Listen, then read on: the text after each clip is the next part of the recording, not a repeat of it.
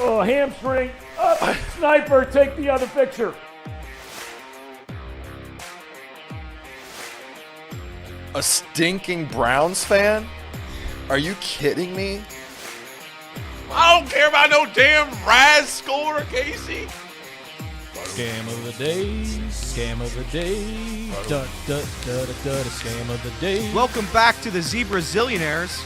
It was a tough one yesterday.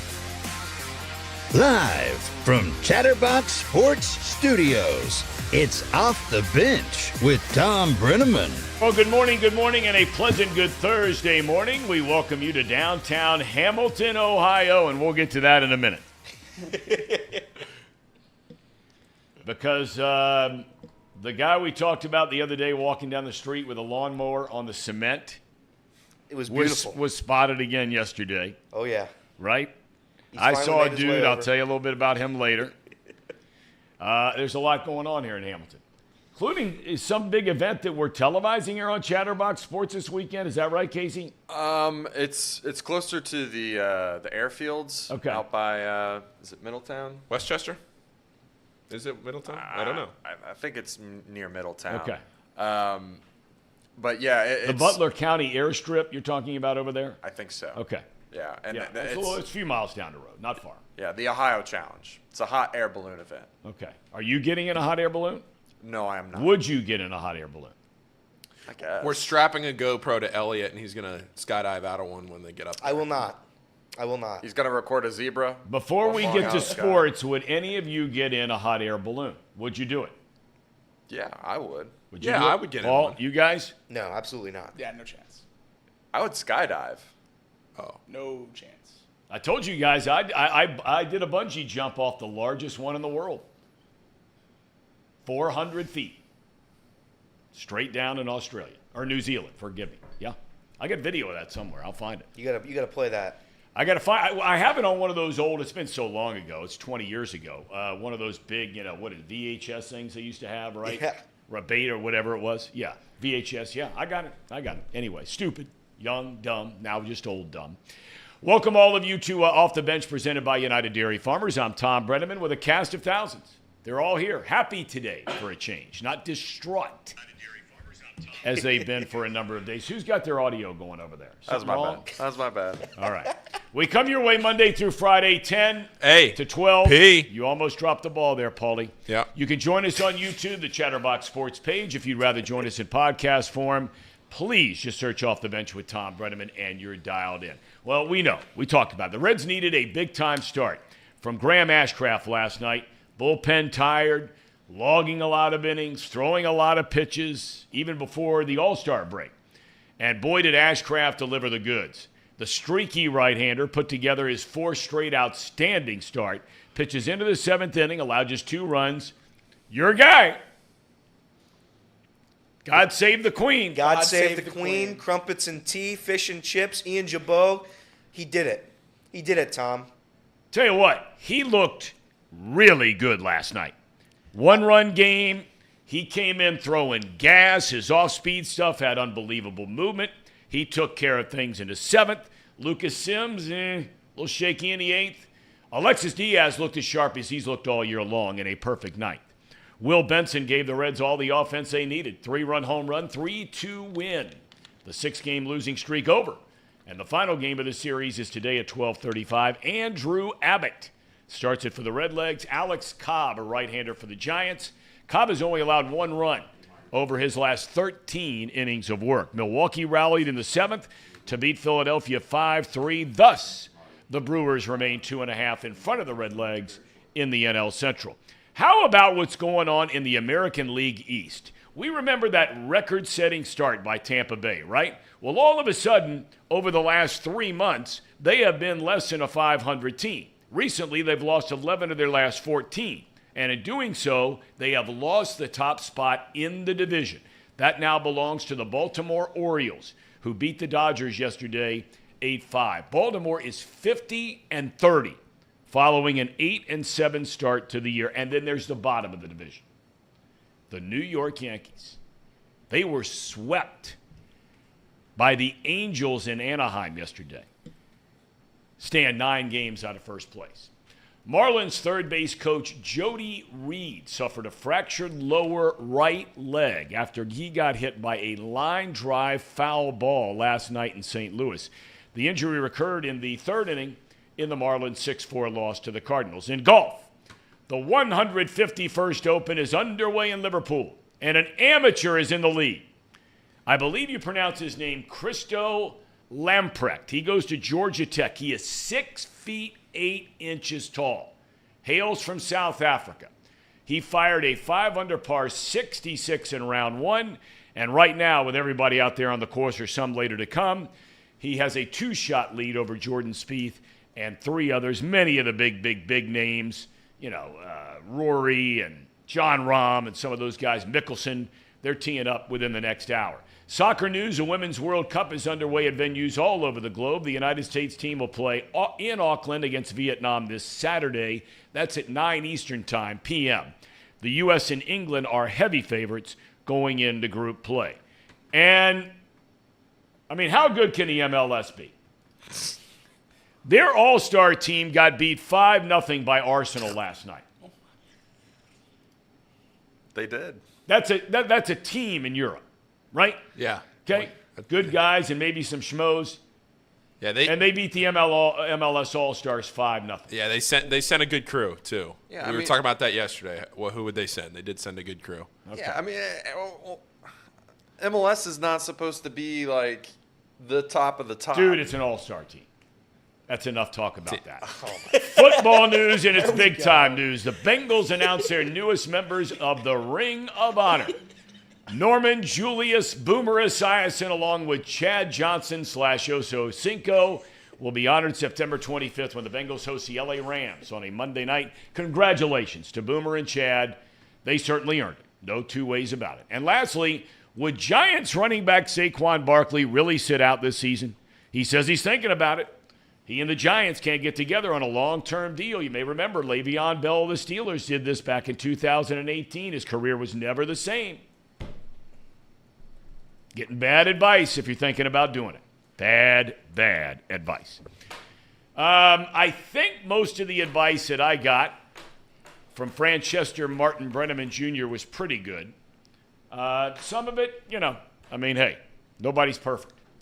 And it has been a while. We had him on finally last week after going nearly a month. Yesterday it was Luke Brenneman. Today it is Marty Brenneman joining the program. Good morning. Good morning. How are you? I'm all right. What's going on today? I'll just give you a quick update on what's going on over at Royal Liverpool. Christo Lamprecht and Tommy Fleetwood are tied for the lead at 5 under par. So that's an amateur and a professional. There you go. Did you see the picture, or maybe you saw the video, of the ball he had to hit out of the bunker today? Yes. We got to put that up sometime today. We don't have to do it right now. But I mentioned he's 6'8", and he's in one of those tiny little bunkers. And we'll show it. I'm not even going to bother to talk about it. But you're not going to believe his stance, where he was trying to hit the ball, where he could only hit the ball. It was unbelievable. So good for him. I'm sure. Are you just boarded up all day long watching that today, or no? That's the next 4 days. That's one of my favorite events of the year, the Open. That's one of my that and the Ryder Cup, which is coming up in late September. And for the first time, I've been smart enough months and months and months ago when I had offers of opportunities to do things during the day. I blocked off that whole week, beginning with Tuesday all the way through Sunday, so I can sit and, like a fool, watch 8-9 hours of the Ryder Cup, which I intend to do because I love that event. Are those guys, did they ever get that in that deal with Liv? And I know it's not a done deal, but can Koepka and some of those guys, Dustin Johnson, whomever, are they allowed to play on the Ryder Cup team? Well, I think that's still up in the air. But Okay. I would have to think that at the end of the day, they're going to work it out. I mean, they're trying to get a deal put together to allow both of these tours to coexist and have similar rules and have one commissioner to oversee them all. All that's still up in the air because there's a monopoly case in Congress discussing whether or not it's a monopoly with a PGA and so forth. And But I think for the good of the game, they've got to allow those guys to play on the U.S. Ryder Cup team or the European team or the whatever they call that, European team. For the good of the game, I think they have to be included when that event comes up in late September. All right, let's shift gears to the Redlegs. Okay. Over the last number of weeks, we've seen a 12-game winning streak. And I know they beat some bad teams, but, hey, they went out and won the games. Give them credit. And now, most recently, until last night, a 6-game losing streak. Do you think that they are closer to being a team for the remainder of the season that would play the way it did during the 12-game win streak, or closer to a team that lost 6 in a row? Well, I think that it's somewhere in between, Tom. I don't think you can say either or. They're either an impact team in the division or they're a team that's capable of running out there and losing 6, 7, 8 games in a row. I think they are not as good at the moment, quite honestly, as being a team that could be considered at this time a threat to win the division. And they're certainly not a team that's going to get blown out of it. They got pitching problems. There's no way you can paint it otherwise. And the unfortunate thing about the losing streak, especially against Milwaukee, is they wasted outstanding pitching. I mean, they got shut out 3 days in a row, but they got beat, I think, once by 2 by 1-0 scores and 1 by 3-0. Yep. They wasted good pitching in that series. And they got outstanding pitching last night from Graham Ashcraft. They still need pitching. And this bullpen, you have to be concerned about. We've talked about this all season long with David Bell's usage of the pen out of a need more often than not, that you have to be concerned about how many times he can continue to go to the well in the last coming up on 2.5 months of the season and expect these guys to be effective. I noted Corbin Burns said when the Reds were in, Christian Yelich maybe in Milwaukee, about whether or not they were going to be deal makers in terms of trading for as opposed to standing pat at the trade deadline. And whichever one they were, it was Corbin Burns. It was Burns. He said they need more than one pitcher. Yep. Yeah, more than one. You said that's fine. You can get one, but in this case, that team needs more than one. And I agree with that. There's still the uncertainty looming over Hunter Green and Nick Lodolo. And even if they get them back, if they don't get them back until late August or early September, the die may well have been cast by then. So they've got problems, and I think they've held up well, knowing this. I mean, it's not a flash bulletin to say this club is has some pitching problems, and I'm not worried about the offense. I know everybody panicked when they got shut out 3 times in a row. This is too good an offensive team to allow that to continue. I'm not even worried about it. It's unfortunate that it came against a team they have to beat to get back into first place, but I'm not worried about their offense. I think their offense will be fine the rest of the way. If I were Nick Kroll, and Tracy and I said that on the radio show, I wouldn't do anything. I would not make a move at all if it impacts this roster or it impacts some of the fine young talent that this club still has in its system. You trade for a pitcher, you give up a king's ransom, and you may get that pitcher for only 2 months. And then at the end of 2 months, maybe you don't get there. Now you've given up all this young talent in the hope that this one guy could be the guy to get you over the hump, to get you into the postseason. I would not do a blasted thing if I'm Nick Kroll, if I have to give up an arm and a leg to get some guy that's going to be with me for 60 days. Okay. I mean, look, I see both sides of it, but I've said all along that you just don't know what's ever going to happen, whether it be with health, whether it be with production. These young players can have all the talent in the world, and we all agree they do, whether it's Ellie or whether it's McLean or Steer or whomever it is. But, I mean, I always just use the Cardinals of this year as an example. They had 2 studs on the corners, right, in Goldschmidt and Arenado. They had a bunch of young guys that everybody told us were going to be so great, and they haven't. And now all of a sudden they're dead last, and they're talking about clearing house. So I don't know. I mean, I think it would be hard, though, Dad, to sit there and watch. Okay, you started to build up some trust with the fan base a little bit here. They're excited for the first time in a long time, especially after last year.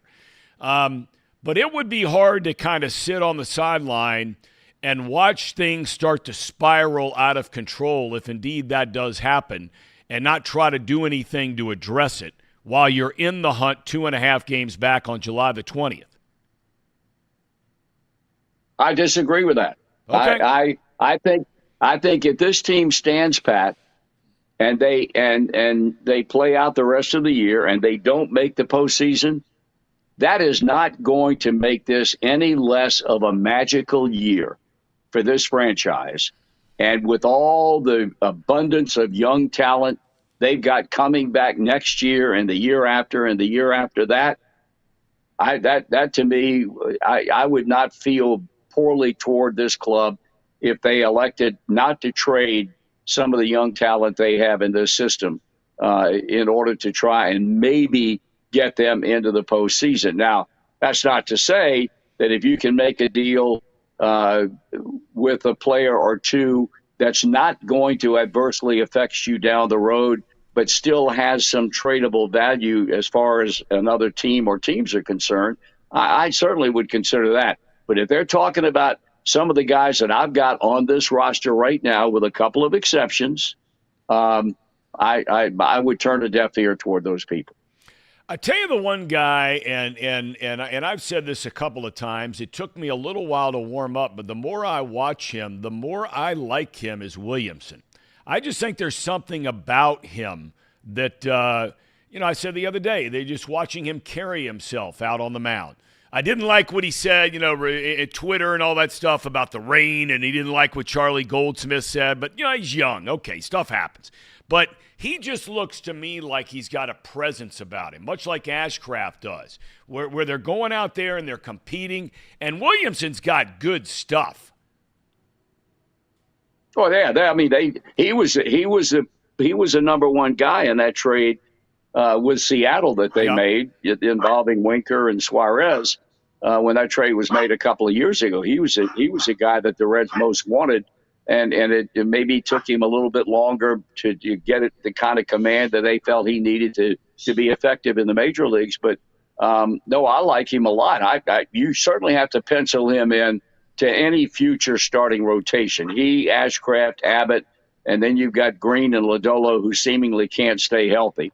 They to me, especially Green, seems to be a question mark in my mind down the road. But I don't disagree with that at all. I like these guys, and I hate to keep saying it, but I'm going to say it until people realize that what I said 2 or 3 years ago was right. If Nick needed any vindication whatsoever after being hammered, but getting rid of all those guys way back when he was under orders to reduce the payroll, and the only way he could do it was get rid of people like Suarez and Winker and Sonny Gray and Tyler Malley and all these guys, he didn't miss a beat. He did not make a single mistake on any of the trades that he made there. You don't think Tyler Malley would? The Minnesota Twins would love to give Tyler Malley back to the Reds for what they gave up to get him? I mean, I'm happy for him because I think he's a damn good general manager, and I think if anybody needed to be proven that, he's proven it based on the moves he's made in the last few years. All right, he made the decision, along with those around him that he likes and he trusts, David Bell included, that they were going to bring up Christian Encarnacion Strand after having a monster year this season in Louisville. 20 home runs, knocked in over 60, batting .330, whatever he was hitting down there. He gets his first major league hit the other night, 3-run home run, big home run.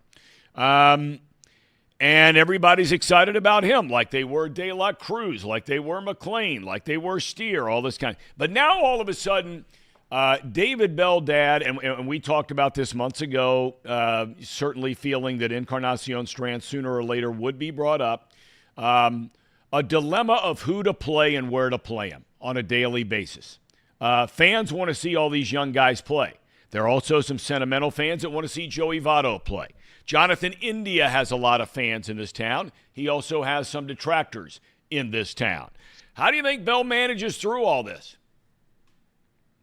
Well, I think so far he's done a pretty good job at doing it. And I think one of the things that is a bailout in the National League for every manager that has a similar problem is now that we have the DH.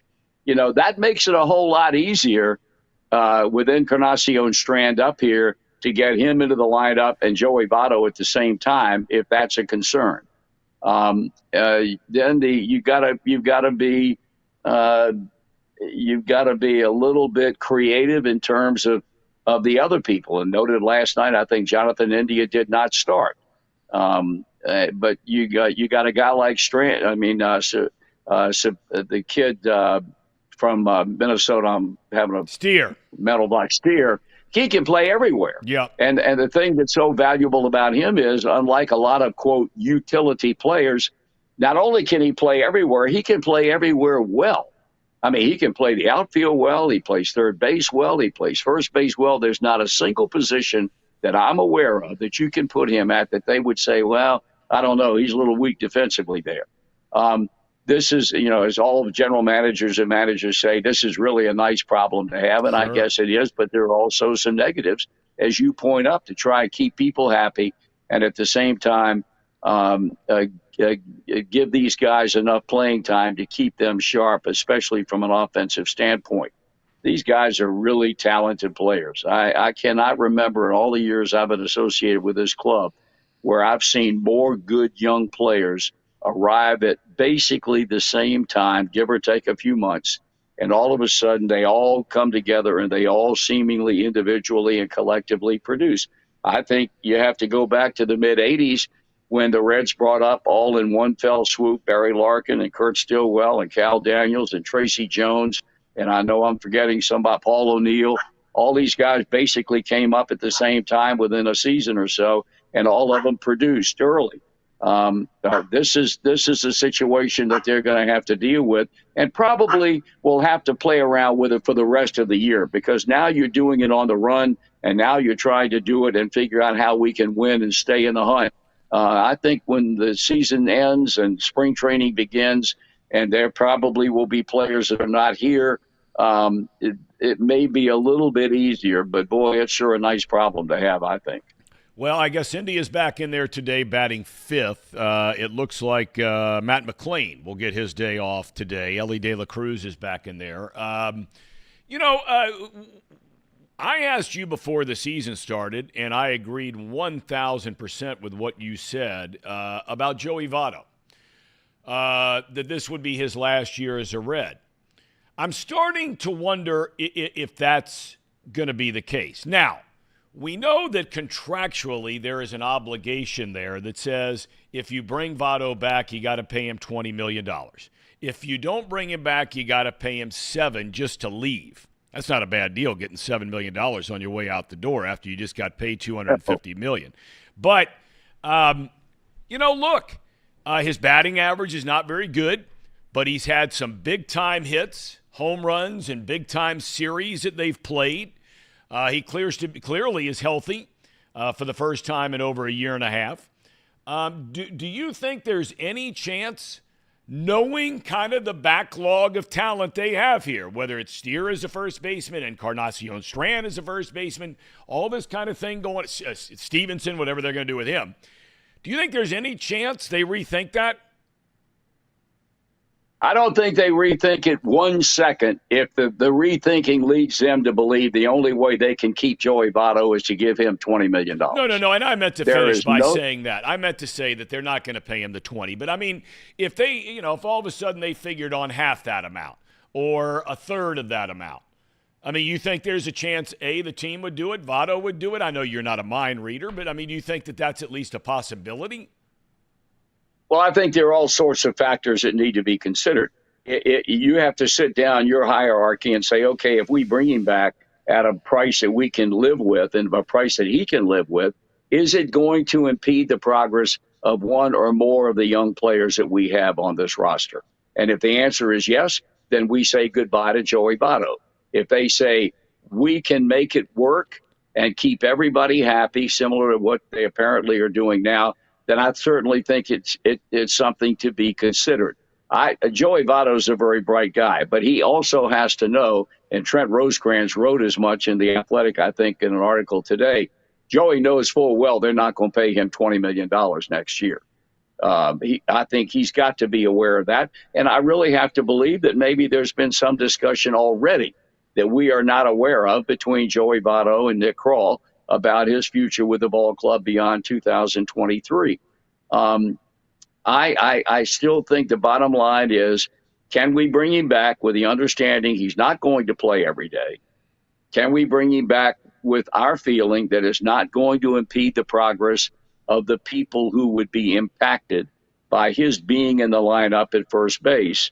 And you mentioned them, Encarnacion Strand and Spencer Steer and people like that. I don't think you can discount the possibility that he could be in a Reds uniform next year, but I think it would have to be a situation whereby he would agree to take a far lesser figure than $20 million in 2024. Isn't it so interesting? You know, we say it all the time, and it's a cliche, I know, about baseball being a funny game. You know, when this season started, everybody knew about the Reds' prospects. Okay, we knew, and the rankings and the whole 9 yards. But when this season started, the four guys the franchise and the fan base felt like they were most excited about and what they were going to do this season were Hunter Green, Nick Lodolo, Jonathan India, and Tyler Stevens. We have not seen or heard from Lodolo in 3 months. It's been 2 months since we were told that Hunter Green was going to come back on July the 2nd. Here we are 2.5, 3 weeks later. He's barely throwing off a mound in Arizona. Stevenson has not done anything. And India, you know, look, he's had his ups and his downs. It's just funny how all of a sudden, you know, those four guys are very little, at least except for probably India. The other three are almost afterthoughts at this point. It's beyond comprehension. I mean, when you go back, as you said, and we look back to the winter months and spring training and talked about what we would predict in terms of personnel down the road that could be impact players in 2023, and the names of Encarnacion Strand and Spencer Steer and T.J. Friedel and Jake Fraley, et cetera, were never mentioned. As I said, I don't care whether this club win. It'd be wonderful if they got to the postseason. If they didn't, I still maintain we will look back on 2023 in the years in the future and talk about what an exciting time it was when a bunch of young, inexperienced players, most of whom were rookies, came together with incredible talent and made this a season that really brought the Reds back to the forefront in the minds of the sporting public in this town. The last thing, there was one other thing I wanted to ask you about. Doggone it. Shoot. It's hell to get old, isn't it? It really is. Golly day, it's happened. I do it all the time. In the last 24 hours. There was something else I wanted to ask you about. And I know what it was. The Hall of Fame weekend. You know, the situation with Johnny Bench, unfortunately, took away a lot of the headlines from the guys who actually went in and that kind of thing. How was the actual induction that night on Sunday night? We saw him on the field Saturday. They had to keep everything brief. How was Sunday night? Sunday night was typically outstanding, and so much of that has to do with the creativity and the magical work that the guy who produces that show, Philip Myers, did. It was a crowd of almost 1,000 people. It was very good. It ran long. I told Danny Graves, I hope I live as long as you can talk. You know, guys get wrapped up and they go on and on and on and on. And so in that respect, it ran long. And I think for me, they need to do something in order to make these people realize that are going in that you have so much time. They do that at the Hall of Fame in Cooperstown, and they don't apologize for it. You've got so much time, and you better get it done. But it was a great show. Bronson was sensational because in his acceptance speech, he incorporated 2 or 3 songs that were so appropriate. And so I'm always impressed with the production and the show that the ball club puts on for the benefit of the Reds Hall of Fame and Museum. I thought it was great, and now we can look forward to it 2 years from now. The last thing I wanted to ask you about, because Danny Graves had said it on this show, and I was hoping you didn't see it. Did you get to put his red jacket on him? Because he wanted you to do it. I did. Okay. I did. All right, good. I certainly did. That's really, really nice. I'm glad that happened. He's one of my favorite people in the history of my life, and certainly in baseball. I just think he's a young man who had some early problems when he pitched here. He turned his life around. He's a credit to this organization now. He's a humble young man, and nobody was more thrilled for him going into the Reds Hall of Fame than I was. Yep, great guy. Arroyo too, and I thought I thought that's Gabe right. Paul's daughter did a great job, and it was a Jenny great Paul night. Jenny Paul was sensational. She was just sensational. Yes. All right, thanks for joining us today, Dad. Have a great weekend. Go back to the golf. You can sit around and watch the golf. Nice to see Casey and Paul back. You know, I kind of miss him when I was on last week. How about that, fellas? You know, that's part of the entire structure of this program is these guys being there. Oh. Well, thank you, Marty. We appreciate that. Good to see you. Good to see you. You have anything to add to Nice to see Elliot your and smiling Jacob? face. Anything to add to Elliot and Jacob? Have you seen Elliot's Oh no. Dreamweaver video? No. Yes, I have. Won yesterday. No. Listen, we're Yeah, not you doing played it it last week. Okay, you played all right. I wanted you to make sure you knew that they were here as well today. Elliot, Jacob. How are you, Marty? Mr. Brenneman. There they are. How you doing, boys? Good. Doing good. great. How are you? Which one of you's taken a nap yet during this program? Jacob. Believe me, if you hang around this program long enough, you'll realize they all take naps sooner or later. You know, it is what it is, Tom. It is what it is. Were you getting ready to say something, Elliot? You No. started to point. I No, saw you. well, no, I'm good. No, I'm good. You sure? Yeah, no, I'm good. That's okay. You know, he's Go been ahead, beating Elliot. up. What do you got? He's been beating up Ian Jabot, and the big fella went out there last night, and I mean, he was dealing last night. Let me tell you, I'm a big fan of Ian Jabot. I might have been critical of him early in the year, but this guy has come on. He's gotten his feet firmly planted on the major league mound, and I think from the whole general season that this young man's had, he's done very well. And I think they need to count on him as being a part of that bullpen come next year. I like him. What do you say to that, Elliot? If anything, Marty, he fights for the other. He fights for the other side. He fights for the queen and the king over there in England. Well, you have to understand, you're talking to somebody that doesn't give a damn about English royalty. So I don't care what he's doing. I could care less about that. If he's a fan of the royalty over in England, God bless him. I don't hold that against him. That's a part of you say that, but I know that there's been a time or two where you've been rubbing elbows with Meghan Markle and Prince Harry. You know, they've come over here very destitute, and you feel very sorry for them and how hard life was and all these millions and millions of dollars. So I know you rub elbows with those kind of people. We don't here in Hamilton, but you do. Yeah, I rubbed elbows with them, all right. That's true. Yeah. I apologize. Yeah, I'll take everything I said back. All right. All right, Dad. Thanks. Have a great rest of the day. All right, guys. You too. Take care. All right. The Hall of Famer, Marty Brenneman, kind enough to join us. Mark Fetter says, Marty is American royalty. That's right. It's true. How about him calling you guys, wanting to say hello? I mean, you know, that's big league operator. It is. He is. It is. Marty's always been great with us. The whole time this show's been going on, Marty's been great. Yeah, he always checks in with us. He's always been awesome to us. Love him. Great guy. Ian Jabot.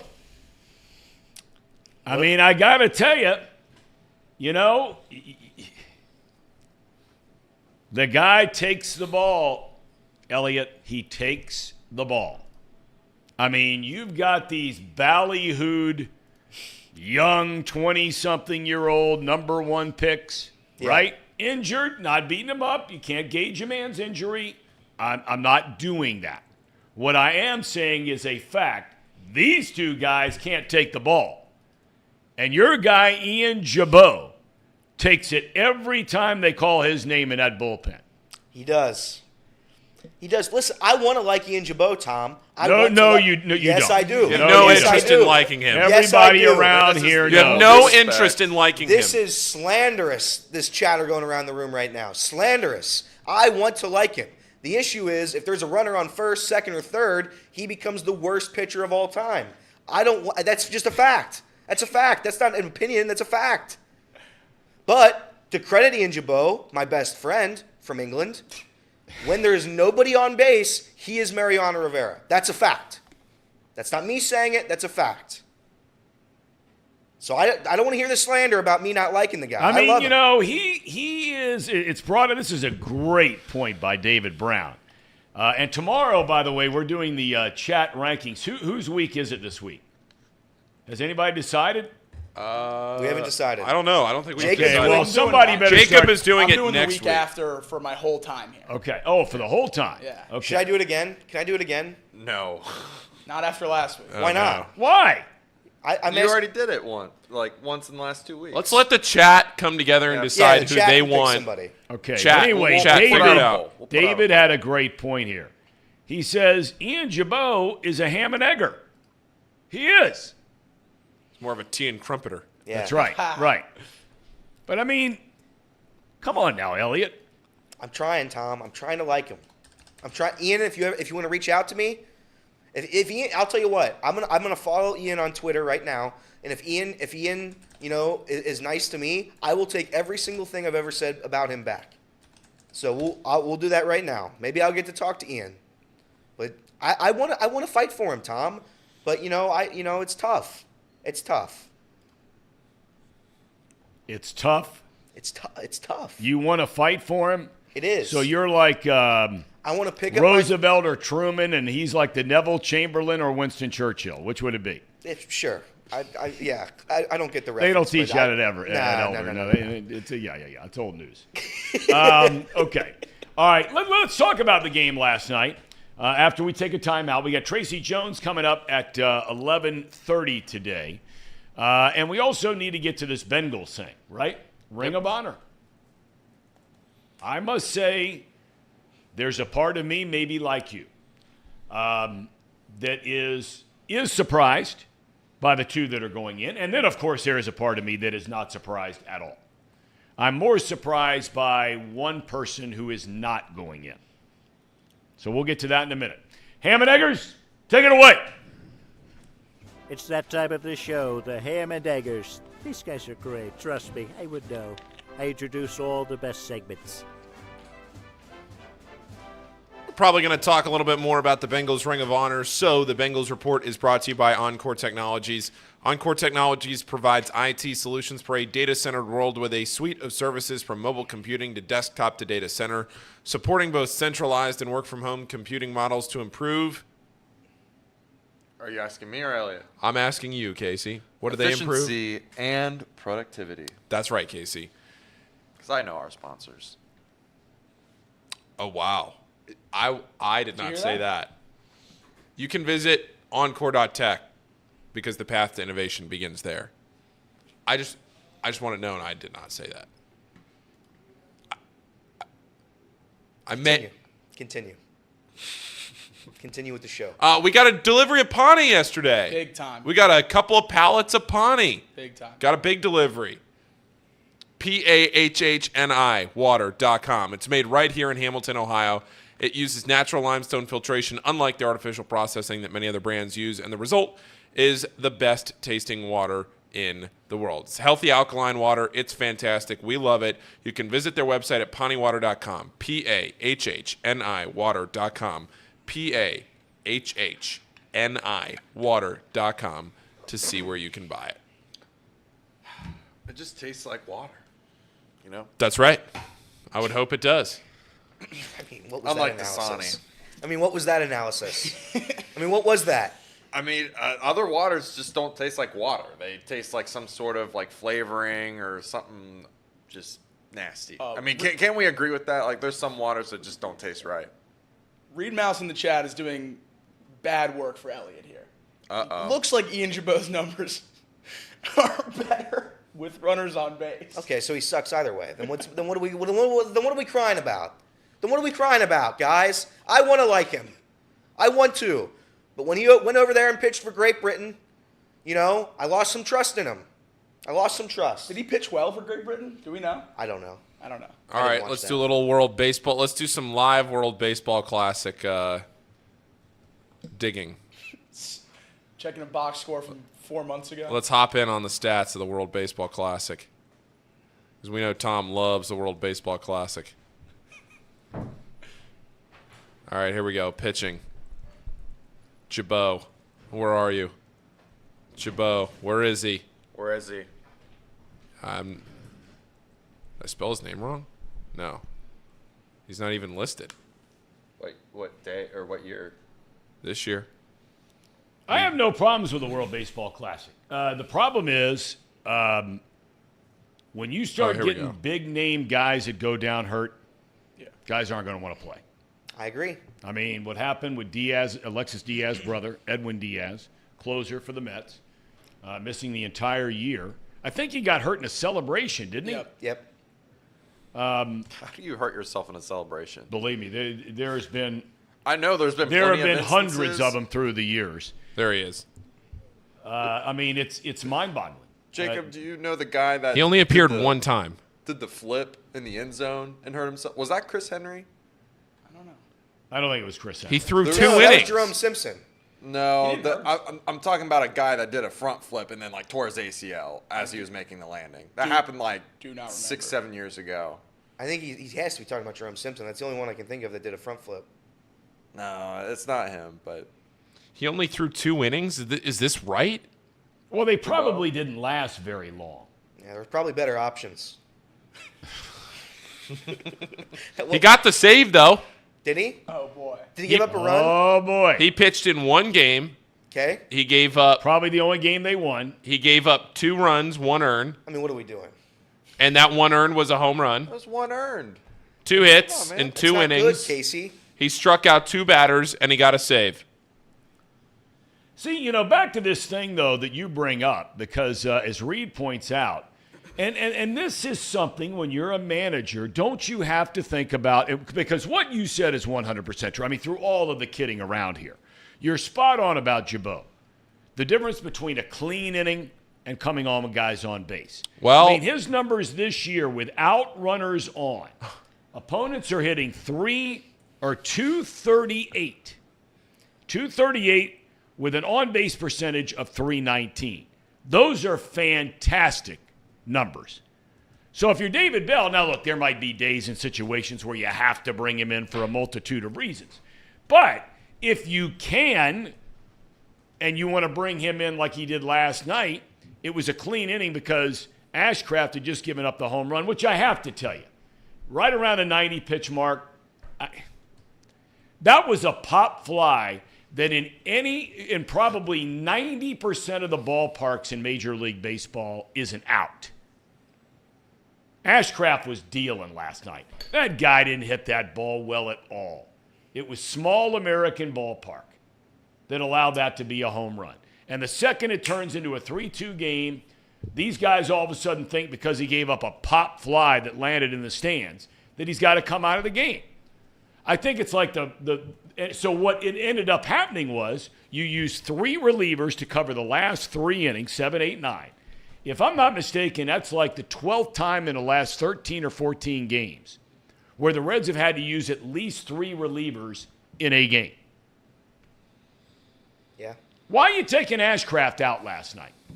I know it's nitpicking a little bit, but man, you got guys running on fumes down there with not an off day in sight. To be fair, he walked the bases loaded the inning before. He was struggling with command, so. Well, that was 2 innings before. Okay. Well, still. He had a 1-2-3-6. It seems like he was deteriorating at that point. Anyway, I was honestly surprised they brought him back out for that 6th inning. I thought after the bases loaded, even though he did get out of the jam, I thought the bases loaded, I didn't think they were going to bring him back out, struggling with command. So I really don't have an issue after he gives up a home run, taking him out. Yeah. Especially if you have faith in Jabot, Sims, Diaz getting 3 outs apiece, which it seems like they do. Yeah, I was surprised that he came out for the 7th. You were. Yeah, I mean, not that I'm. He had a 1-2-3-6, and he's given up 1 run in 6 innings. Yeah, I mean, it's just. And he's right around 80 pitches. It's more just less that David Bell usually takes his guys out, and Okay. he was at 90 something pitches. Like he was close enough to that mark where we were like, okay, well, Okay. But he if he doesn't give up that home run there, I think he probably would have come out anyways after that batter because he was getting up to the hundreds after that, right? He was closing in on 100. Yep. I don't know. I just don't know where that became. To me, it's eye test. Ashcraft is young. He's a big, strong guy. Unlike Lodolo and Green, you don't wake up in the morning and wonder whether or not Ashcraft's going to be ready to take the ball every 5 days, even when he's going terribly. And he had a 8 to 10 stretch there, stretch, where he was one of the worst pitchers in baseball. We know that. After getting off to a great start in April, he was brutal in May and June, and now all of a sudden, really starting about the 3rd week of June. No, right around July the 1st.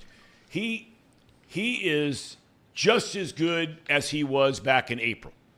I mean, he is really pitching well.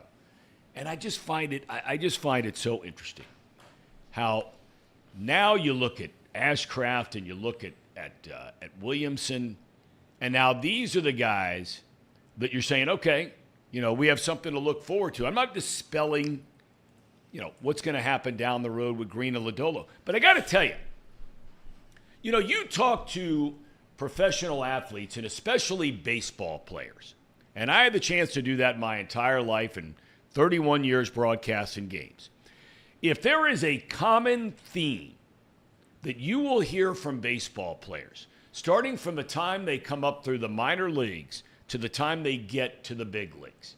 And look, there is such a thing as just bad luck. There's no doubt about it. But the common theme is the last thing a player wants to be known for is a guy that spends time in the trainer's room, where you're going in there all the time, you're seen in there all the time by your teammates. You got one thing, maybe it's something else. And then maybe the next time it's something else. Now look, Lodolo, he cracks a bone in his shin. He tried to pitch through it. God bless him. That's bad luck. Hunter Green had Tommy John surgery. That's bad luck. But, here we are now, more so Green than Lodolo, where I hear it from fans already. I had a guy say to me yesterday, guy that's out working in construction. He looks at me and he's like, "Are you kidding me? Hunter Green's got a sore hip." Now, I don't know if something's wrong with his hip, seriously wrong with his hip. I don't know. We know he hasn't had surgery. But he's 23 years old, and we haven't seen him in a month. So, again, I'm not sitting here beating guys down who get hurt. I'm not saying that. What I'm saying is you're having guys that are starting to get a reputation of being hurt a lot. And that is not something that baseball players wear as some kind of badge of honor because they want to be out there. Hunter Green wants to be out there. Nick Lodolo wants to be out there. They're sitting out in Arizona with a 3-hour time difference, watching every single Reds game, every single pitch, rooting on their teammates. And their teammates want them to be there. So hopefully, I don't know when it's going to be because when Charlie Goldsmith gave the updates yesterday, Green is just now throwing off a mound. And Lodolo, the same. I mean, Lodolo, he's got to get used to putting weight back on a broken bone in his lower leg. So, hopefully these guys can get back, be healthy. Good Lord willing, they're healthy for the next 10 years and have great careers. But they were counting on these guys, and it hadn't worked out so far. Any thoughts on any of the above? Yeah, I think there's... Am I out of line saying that? No, and I think it's a fair point. I think Nick Senzel has dealt with this his entire career, and I say this with love and respect, but if you're hurt every season and you can count on that guy getting hurt every single season, You lose trust. You lose faith in that guy. And again, it's not a knock. The best ability is availability. And if they're not available, you can't trust them, right? Nick Senzel has dealt with that his entire career. I still don't trust him. I still think he'll get hurt. I don't want that to happen. It's just what he has done to himself over the course of his career. He's just gotten hurt. Nobody wants it. It just happens. Jonathan India, as much as we joke about Jonathan India on this show, Jonathan India, if he gets hurt in a game, he's not coming out.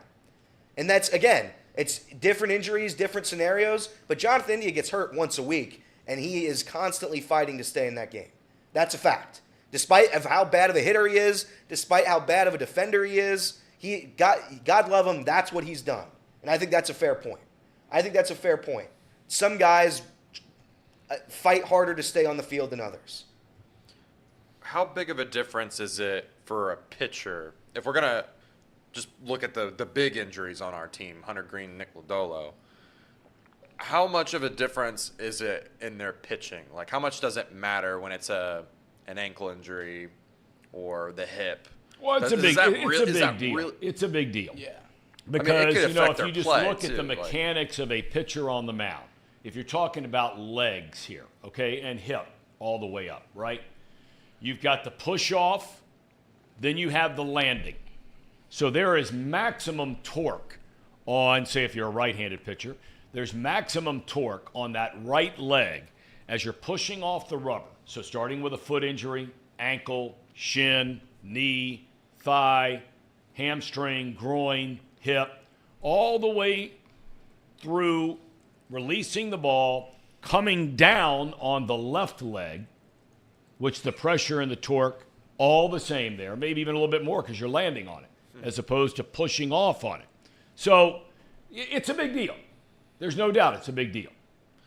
Yeah, and that's why I'm not going to kill those guys. The Nick Senzel thing, I think there is merit to that. Like you said, best ability is availability.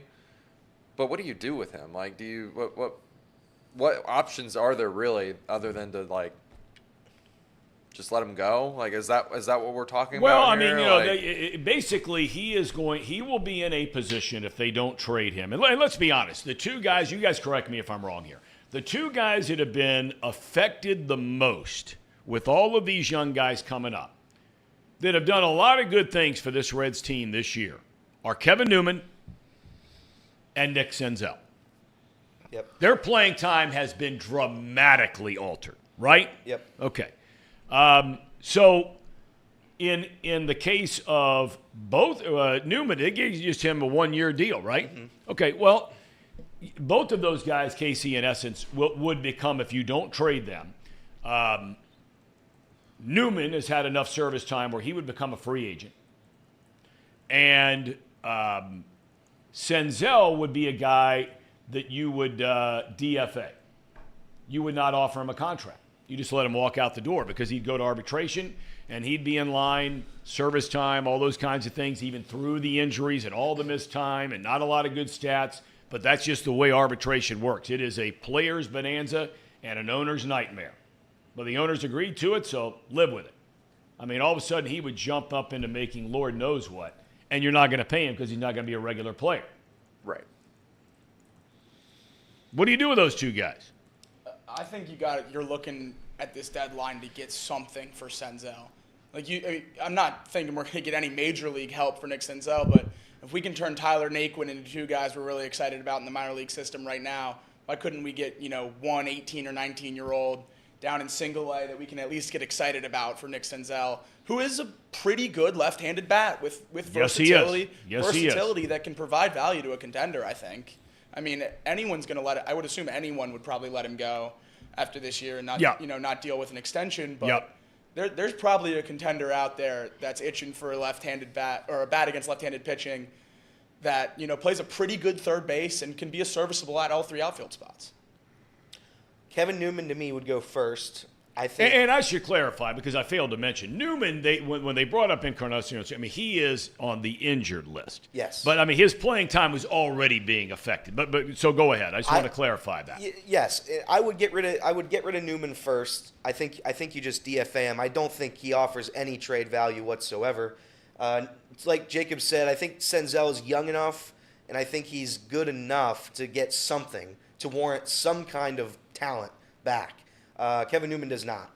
I think in a package deal, then you can throw Kevin Newman in with somebody, perhaps a Jonathan India, wink, wink. But I think right now you look to keep Senzel because he's better against lefties.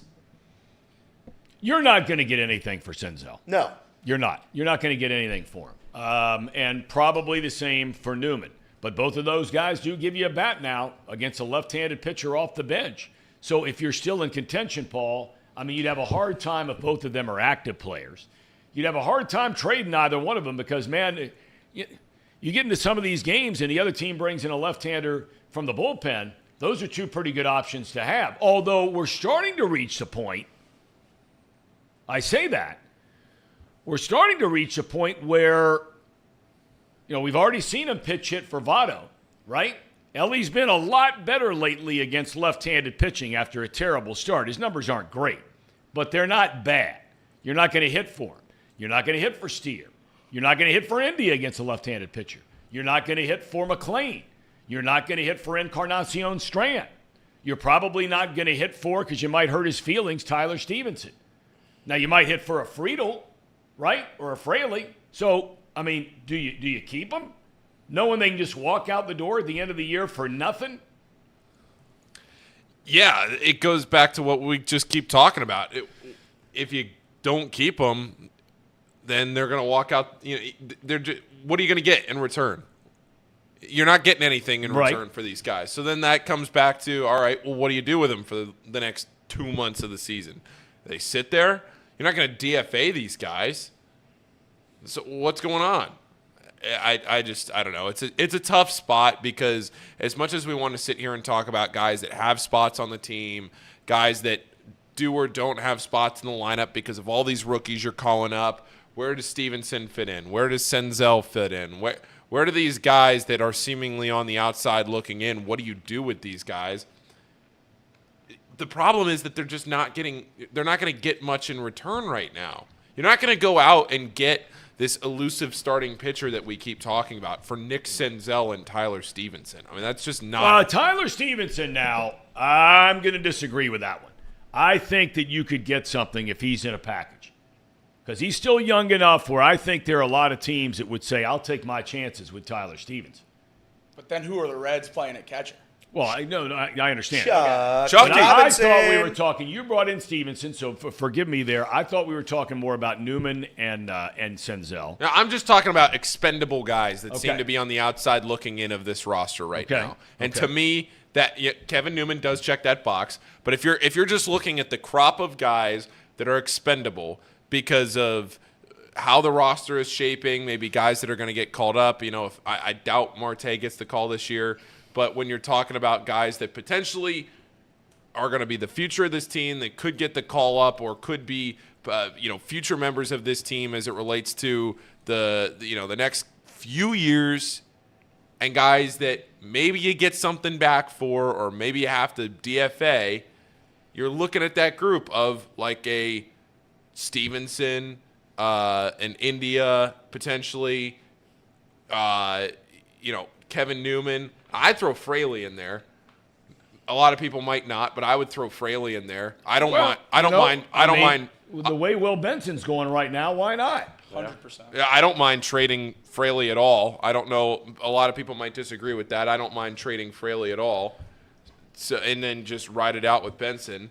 And I think realistically, Fraley is who you get somebody. That's the thing.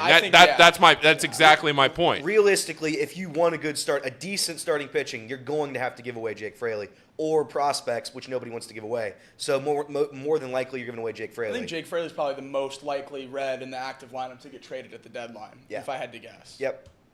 Yeah, exactly. And I don't mind doing that. No. I'm not afraid of a trade. I might be the only one in this city that's going to say that, but I'm not afraid of a trade. And I keep going back. Look, I get it. I totally get it where you don't want to mortgage the future on this year. I get it because the reality tells you that this team probably is not that good. But the reality also tells you that this division is probably not going to be this bad again. No doubt about it. The Brewers and the Cubs have pieces they either need to move or DFA or whatever. The Cubs have been supremely disappointing. The Pirates have dealt with some injury issues. Where's O'Neal Cruz? There are pieces to this Central that may tell you it's not going to be great. It's not going to be the best division in baseball. But the Cardinals are not going to be this bad. Like, And the Cubs aren't going to be this bad. And the Cubs are not going to be They're not. eight They're not. back or whatever they are now.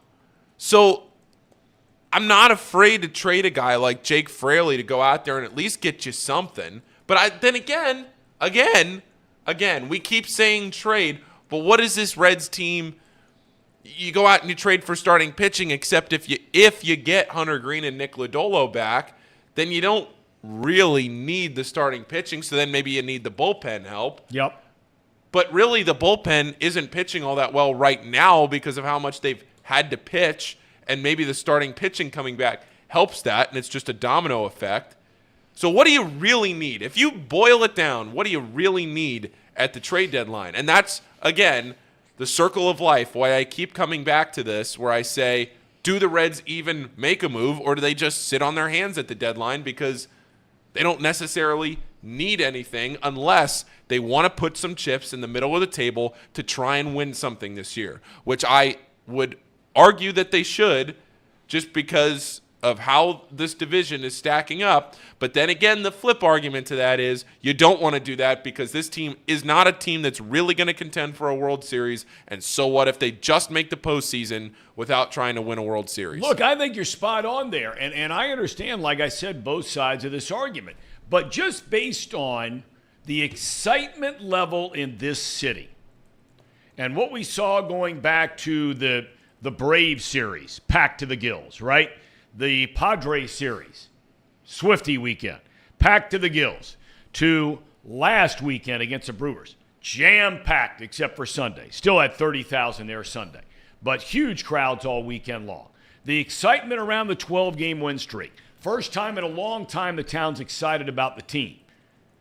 And conversely, the reaction and how passionate, that's not a word that would describe most fans' feelings one way or the other about this franchise over the last number of years. It would be indifference. It would be apathy. There is a passion that exists there now that has not existed in a long time. I just find it hard to believe that with that in mind, you can sit there if you own the team or if you're the general manager of the team, that you can sit there and watch things start to just crumble. You can't do that, can you? Can you honestly sit there? And I'm not saying they're wrong if they do. I'm not saying that. Paul hit the nail on the head there. Because I think there certainly is traction to the argument that they need to go out and wheel and deal and try to win right now. Because you don't know, we've talked about this 1,000 times, when you're going to contend again. You just don't know. Okay? The other side is you got all these young guys, and you're banking on all of them being great players. Well, the Reds were banking on Indy and Stevenson being great players. They've been good players. They haven't been great players. Could Ellie be great? Could be great. Steer be great? Could be great. McLean be great? Could be. Encarnacion could be. We thought Hunter Green great this year. Could be. So you get the point. But can you sit there and watch this year? And they sit right there behind home plate. Nick Kroll up in the booth, box up there, right? 2 down from the visiting TV booth, radio booth, whatever. Can you sit there and continue to swig down loss after loss after loss when you know that you are in contention right now and not do anything about it? If we go get a starting pitcher, I'll talk myself into it. I'll get super excited. I will be crushed if we move prospects to go all in and try to win this year. I will be absolutely crushed. It would be the worst thing we could possibly do. So you're going to lose sleep at night if they trade Marte? Absolutely. I will be picketing outside Great American if we trade Noelvi Marte. I think that would be the absolute worst decision we can make as a franchise. I say the same thing about Edwin Arroyo. I say the same thing about almost anyone in the top, I don't know, probably 15 of our prospects, maybe even 20. I just don't see. I think we're 2 starters away. I think we're 2 or 3 bullpen arms away from being a legitimate contender. This lineup's great, but I mean, it has holes too. These guys are young. They're going to keep slumping. I mean, I absolutely think it'd be the worst thing for this team to go all in this year. Here's my issue with the process. And again, the process has worked. I was proven wrong about it. Nick Krall's done a phenomenal job. Nobody in here is saying differently. My issue with the process is that with a small market team, sometimes you get caught up in the future and you're saying, oh, the future, the future, the future. But like Tom's saying, there's a chance to win the division. Like Paul said, there's a chance to win this bad division right now. At some point, you have to worry about the current team, not the future, not 5 years from now, not 10 years from now, right now. Right now, at some point, you have to make a decision to compete. Do I think it's right now? I don't know. I would say no, not yet. But at some point, the mindset will have to change among Reds fans, among the front office, where it's a decision to go in today, not tomorrow. You go in today because the future is fickle, right? You don't know what's going to happen. You don't know what's going to happen in a year. You don't know what the health situation of Ellie will be. You don't know anything. So you go down the line, right? And you worry about right now. But to Jacob's point, would I go in all in at this very second? No, I would not. Not with this roster. You know, Evan Mara, who's here all the time, says it's been 6 months and we want to ship it all away. That is not what we're saying at all. Not what we're saying at all.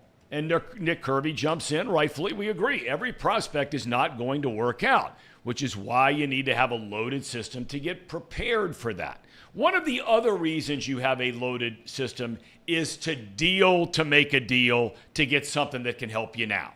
Correct. Those are the 2 things a loaded system does. Nick is spot on. Yeah, some aren't going to work out, so you have somebody else that all of a sudden surprises you, right?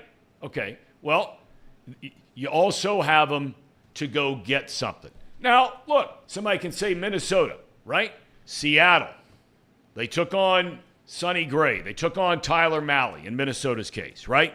Seattle takes on Winker, who was awful. Still not any good. Takes on Suarez, okay? And they give up a ton. And so they're probably waking up, baseball fans in Minnesota and Seattle, saying, good Lord, how do we not have Encarnacion, Strand, and Steer in our lineup? And Mally's out for the year, unfortunately, with Tommy John, right? Yep. So, look, I get it. But the other thing you have with all of these young players, and we've seen it already this year, is all of them play the same positions. Arroyo, Marte, all these guys. So if they don't trade any of them now, it's going to be interesting to see what the Reds do this winter in terms of getting those guys or somebody else on the major league roster, De La Cruz is an example, to play another position. Everybody can't play third, short, and second. Marte at third, Ellie at short, McLean at second next year is where we have it. Marte's played third base in our minor league system the entire time he's been here. Ellie, it seems like they're pigeonholing him into short. McLean's playing second, whenever India's out of the lineup. I think we all kind of agree at this point Jonathan India is not going to be here for the long haul. That's my infield with Christian Encarnacion Strand at first. Steers are rotating into the outfield, and Edwin Arroyo's 18 years old, so we still got some years on him. Or he's older than that, but we still got years on him. Okay. I think there's a difference, though, between going all in and maybe trying to do something. That's right. Like, there's a difference here between trading these guys like Arroyo and Marte and these guys and just not sitting on your hands. Like, there is a middle ground between going through the deadline and watching maybe the Brewers try to make a push or, don't look now, but the Cardinals have won 6 in a row. It seems to me like the Cubs have, I don't want to say waved the white flag, but I don't know if the Cubs are going to be a factor here the rest of the season. And the Pirates are long gone. Yeah, they're reeling. They're the done. Pirates are long gone. So I think there is a middle ground here where you trade Jake Fraley and maybe a Tyler Stevenson or a Jonathan. I don't think they trade Jonathan India. There's a 0% chance they trade Tyler Stevenson. There's no chance. None? Why? We don't have another catcher. Like, Chucky Robinson is not catching for this team every day. There's no chance they move Tyler Stevenson. Well, if Elliott managed, maybe. Well. Like, maybe after the season we can sign another catcher, but there's no way Tyler Stevenson gets moved at the deadline. Sorry, I thought a guy hitting 380 down in AAA could be a 130 career major league batter. Okay, but and this is where you pick and choose, right? Because Ellie and everybody else was hitting that way in AAA. They brought them all up. He's been up. They brought them all up. Barrero's been up and down. Barrero's been up and down. They bring him up. I'm just saying you have Kurt Casale and Luke Maley who offer nothing other than being a veteran catcher who can help the guys. I know that means something. I know being a good defensive catcher is important. I get that. But the catching position offensively for this team is horrendous, horrific. I think if you look at Chucky Robinson right now down in AAA, there is a chance he helps the catching position hit a ball. Yeah, Chucky Robinson only has 59 major league at bats, so I mean it's impossible to put. No, I'm saying it's impossible to say that he can't hit at the big league level because that's just 50. I mean, not even 60 at bats. And you go through his minor league, numbers. He's got solid, not great, solid numbers this year. Having just an unbelievable year, hitting 340. He's got 9 bombs. 52 batted in. AAA Louisville, granted not the major leagues, but anyway. Why does that matter for some people and not for others? Why does That's a great question. That's an eternal question in baseball. Because one guy's a high round draft pick and another guy's not, and he's lingered around the minor leagues for a while. That's what happens. Okay. And it's unfortunate because I'm convinced in baseball, and I've said this for years, I'm convinced they miss out on players who could help their major league team.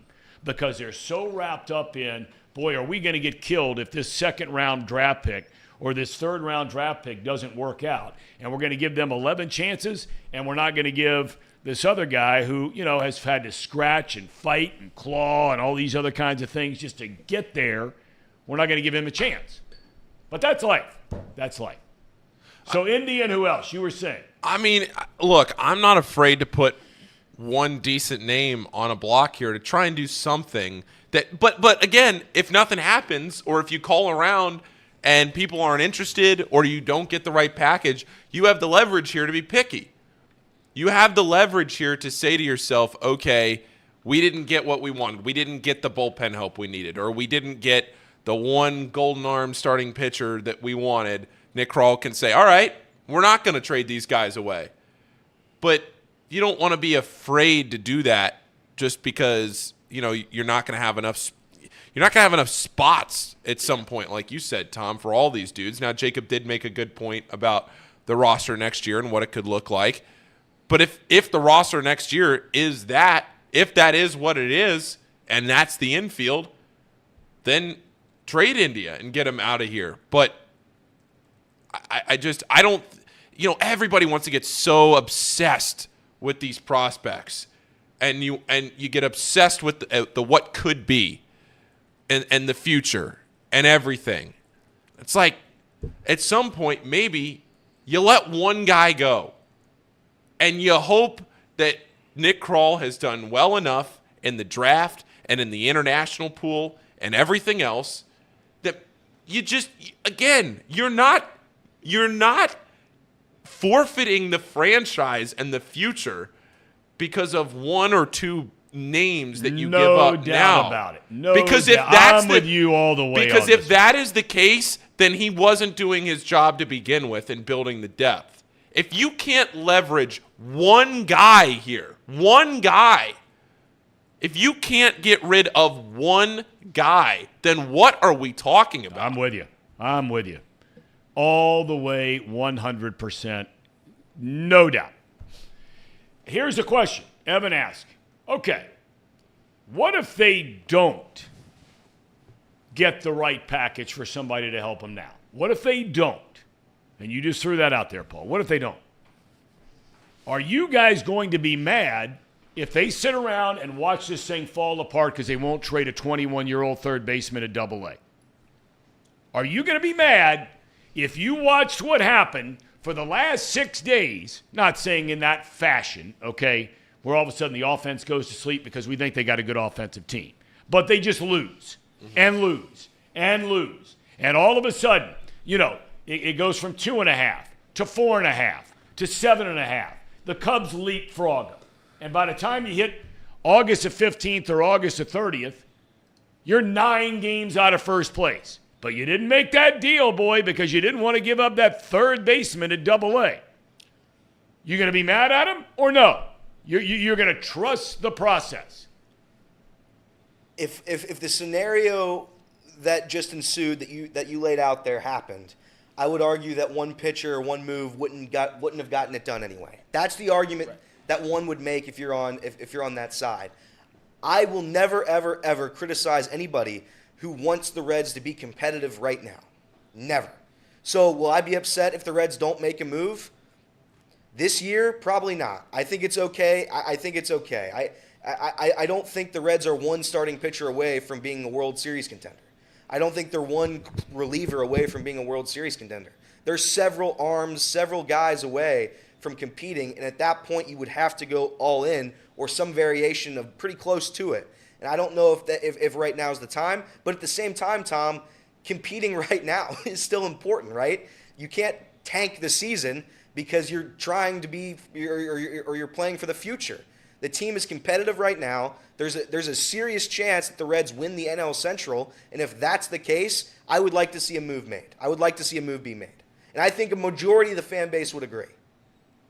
And the one argument that I can't stand in baseball, and Evan points it out, is, what's the point of getting rid of prospects to get slapped by the Braves in round 1?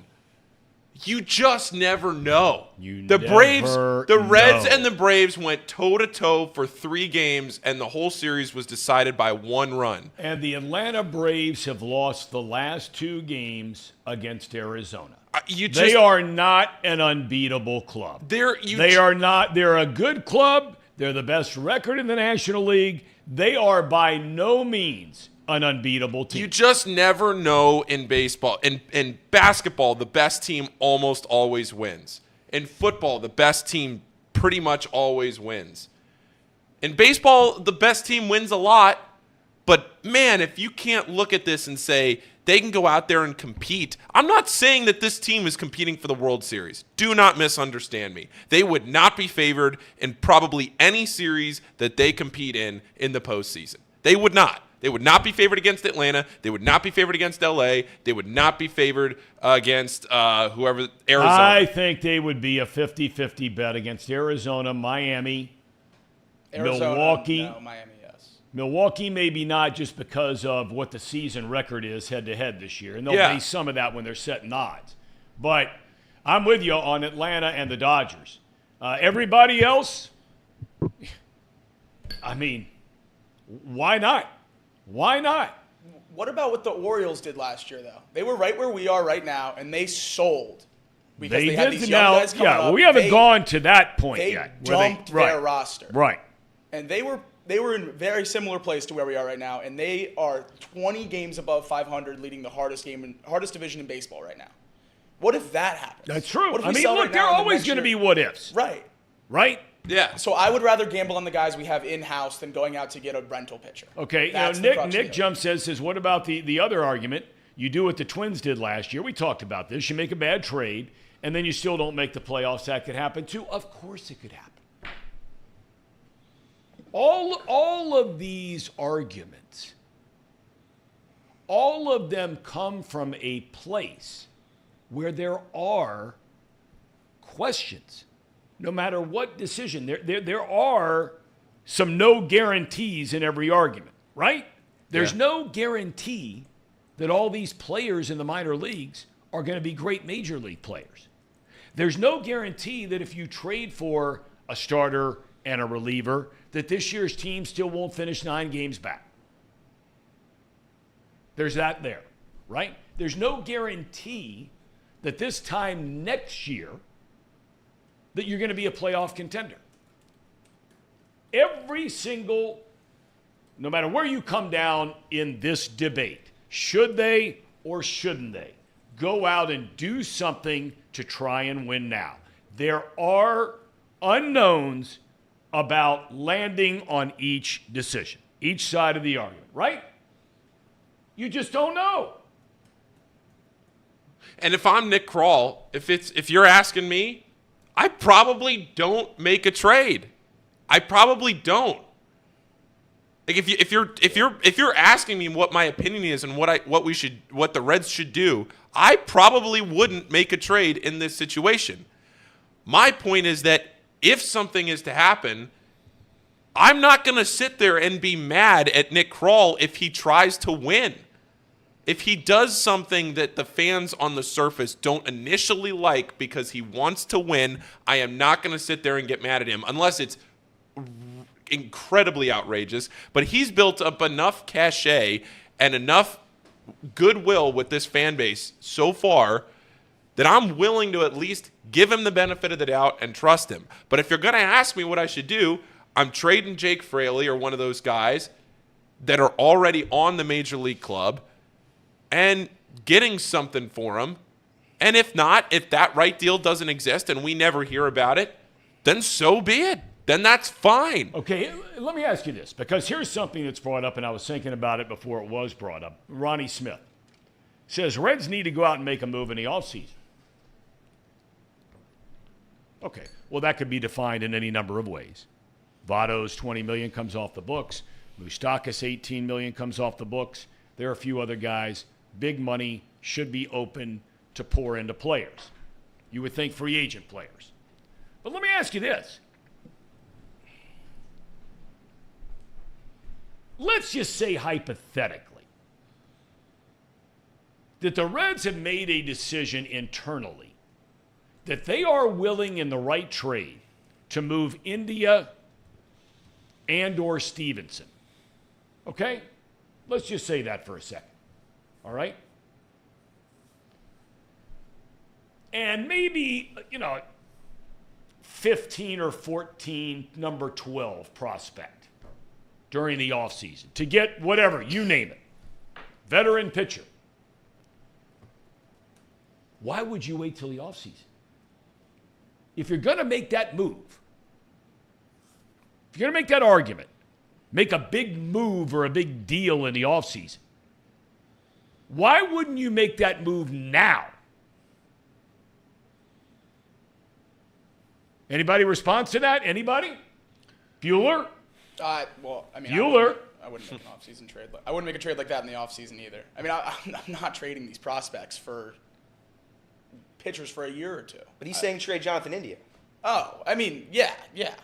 No, but I'm saying, why wait? If you've said, we feel very confident based on what you said a little while ago, that, you're going to have Marte at third, right. You're going to have Elliott short, McLean at second, right? If you've made that decision, and clearly there has been some reluctance. I don't know how much direct reluctance, but there's been some reluctance for India to move positions. Correct. Somewhere inside the halls, there at Great American Ballpark or out in Goodyear, Arizona, I can promise you that conversation has taken place, and I think it was lukewarm. And we heard from his agent, Scott Boras, and he had a logical argument for why a player shouldn't do it. He at least had stats, and he had some injury situations to back up why a guy like India wouldn't do it. But if you've made that decision, that that's your long-term plan, then why are you going to wait to move India when there's a good chance he could probably bring you something decent right now that might help you win? You might be able to. You probably have a better chance of getting a controllable pitcher in the offseason versus a rental at the deadline. I mean, would be my biggest thing. I would be hesitant to trade Jonathan India for a 2-month rental of Lucas Giolito or whatever we're talking about there. You probably have a better chance at getting a pitcher with a couple years of control in the offseason. So that's probably why. Mm-hmm. I just don't know. I don't know when the mindset changes. I don't know when the mindset in this fan base with the front office, when it changes that we go in right now. And again, I don't like to say this. The Reds have been a bad organization for the better part of 25 years. Bad. They have not known what to do. They appeased the fans. They did a half-assed trade when they got Mike Minor. That contract was horrible. The deal was horrible. They traded Amir Garrett for Mike Minor to appease the fan base because the fan base wanted them to sign somebody. I'm not saying they do that. Nick Krall, don't think about the fans. Don't worry about the fans. But if there's a chance to compete at the moment, go for it. Not all in. I'm not saying go all in, But Jonathan India has already been ruled out by 75% of the fan base, that he has no position in this team, no position in this city. The city wants him out of the city. So I think you trade Jonathan India right now for a starting pitcher if Nick Krall believes that there is a chance to win the division, which objectively there is. I agree with Tom completely. Why would you wait for the off season right now if the team needs a starting pitcher right now when you're going to trade him anyway? If you're going to trade him anyway, trade him now. But there has to be a second team in a trade. So if a team with a controllable pitcher doesn't want to trade for Jonathan India, it's out of the Reds' hands. Correct. Social Elite says right now you're not getting anything for India in the offseason that you can't get now. I don't know. And Evan points out, as Jacob did, it needs to be a controllable guy for a team like the. I got to tell you, though, and I've thought about this the last couple of days. I am really surprised at the amount of venom that's directed, and believe me, I can spew the venom with the best of them. But I am surprised at the amount of venom that India is getting right now. I don't think a player in this city, I don't think an athlete in this city has received the vitriol that he has. I don't think so. Well, I don't know about that, but okay, let me rephrase. Has received the vitriol he has for doing nothing wrong. You talking about India? Yeah. Reed's comparison to Andy Dalton was fantastic. Serviceable guy, gets the job done, and for some reason, everybody's out on him. Andy Dalton also couldn't win a playoff game. I think there's difference, right? Oh, but yeah, you're right. You're right on that. But he got there. Andy Dalton crumbled in every big moment he ever had. Jonathan India is like 2020 AJ Green. We just have better and younger behind him. I agree. I agree with that. Good analogy. I'm just saying the fan base wanted his head in week 4 of this season. Week 4. And they have called for it ever since. It's probably not great for the mindset of a player. It's probably not great to be hearing that behind closed doors. I know it's a business, but guess what? These guys are human beings. They're people, and they see their fan base turn against them. The front office is talking about trading him. It probably is not great for the mental well-being of a player trying to get out of a slump. I'd say that. That would be my argument to that.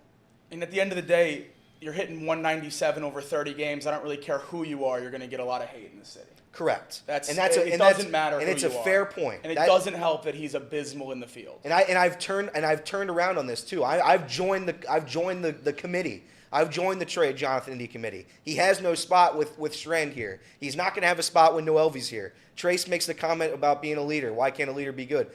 Leaders matter. I mean, if you think leaders matter, that's nonsense. I mean, leaders objectively have a role in the MLB clubhouse. Paul said it with the Nationals in their World Series here. There's a clubhouse leader. Is Jonathan India that guy? I don't know. Maybe he's not. But it certainly seems like that way. It certainly seems that way to the public. And that's why I think being a leader to a team does have relevance. Yeah, and I mean, look,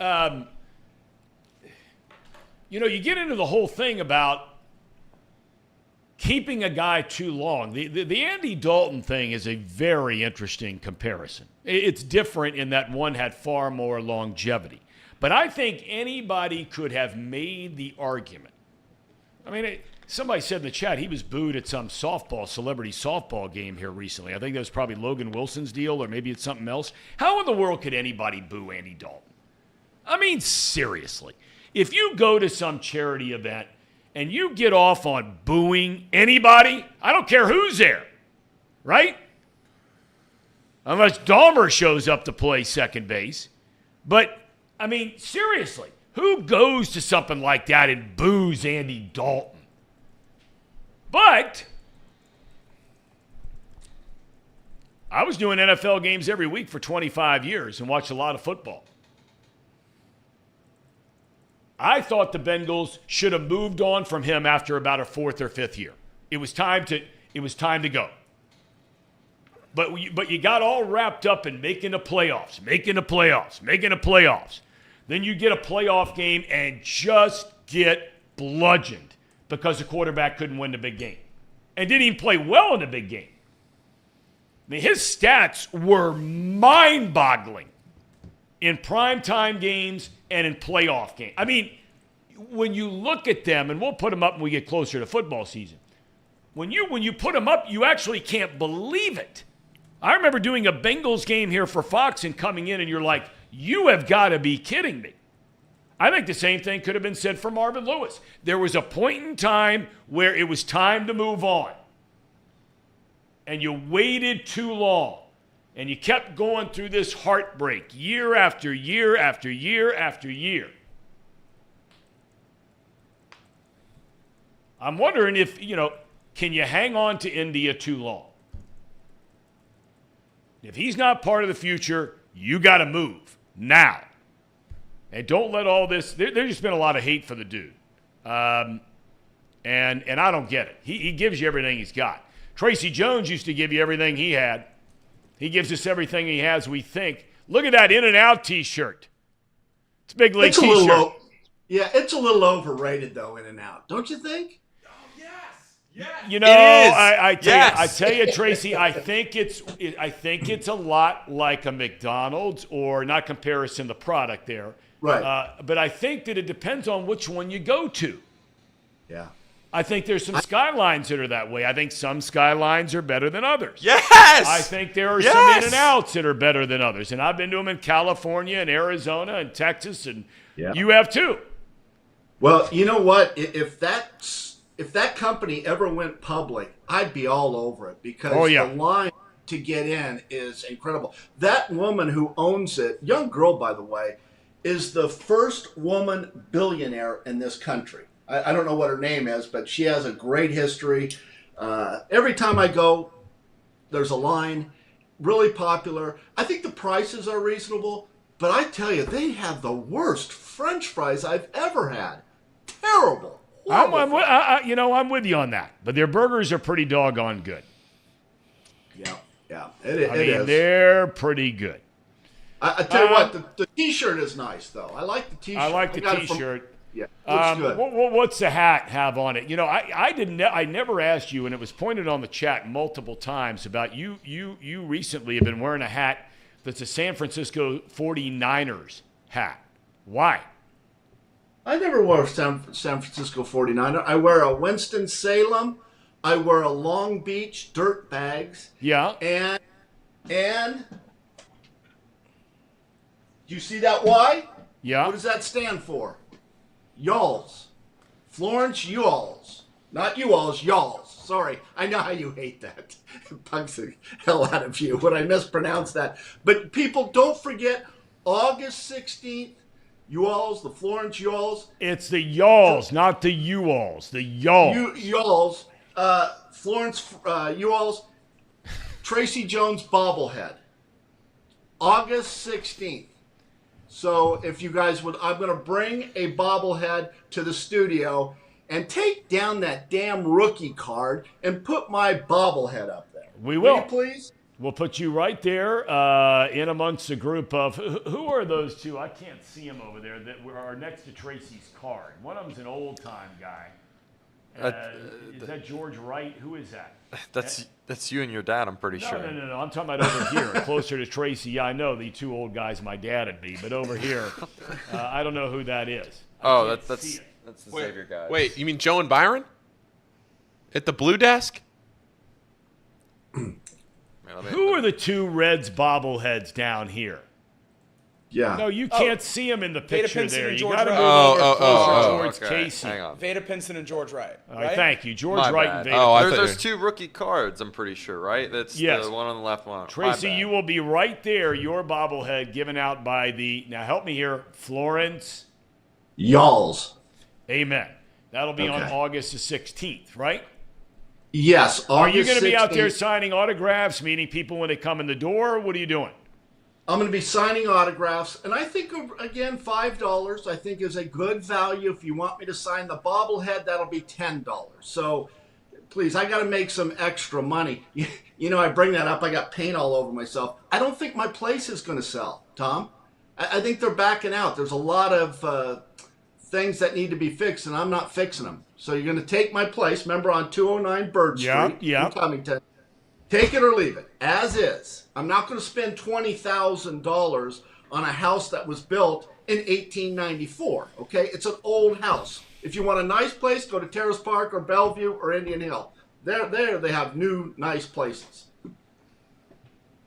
Paul, you're the one that might be in the market here. I mean, any last thoughts about this? You mean on housing? On his house. Oh, well, yeah, actually, Lizzie and I, we made the decision a couple of days ago. I think we're going to go for an apartment, not a house. So I don't know if that puts us out of the market. Tracy, one thing I will say, I don't know if you know this, but my first job in professional baseball was broadcasting for the Florence Yalls. So I'm intimately familiar with, I would say UC Health Stadium. It's now, I think, Thomas More Stadium. Yes, it is. Yeah. Very nice ballpark. Very nice. It is. And, you know, they would do a lot of fun stuff, you know, between the fireworks and the promotions. Like, the guy, Tracy, you ever seen the guy that they, actually, you know what, Tracy, you should do this on the night of your bobblehead.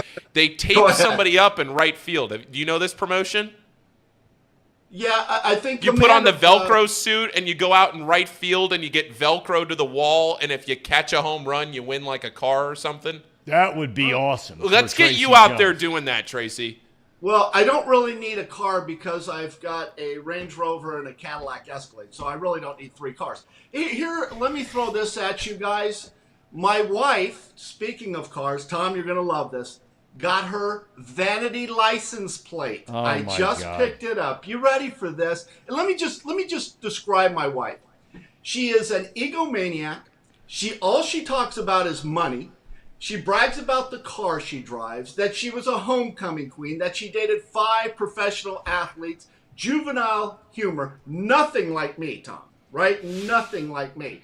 So she gets this vanity license. All right, wait a minute. Okay, you just said a few things about her, and that's fine. I mean, you're the one that said it, not me. I would like to add to that list, she is also a highly productive human being in the workforce and has been for a long time. So go ahead. She's actually stinking rich, which really makes her attractive. Okay, because she's earned it. Yeah, she had. She started. Okay. I would love to throw the figure out. She's actually retiring at the beginning of next year, and the money that she got to retire was a Howard Hughes pension plan. Back when Howard Hughes, a great man, took care of their employees. My wife started delivering paychecks at $6.50 when she was 17. She's been there like 35 years.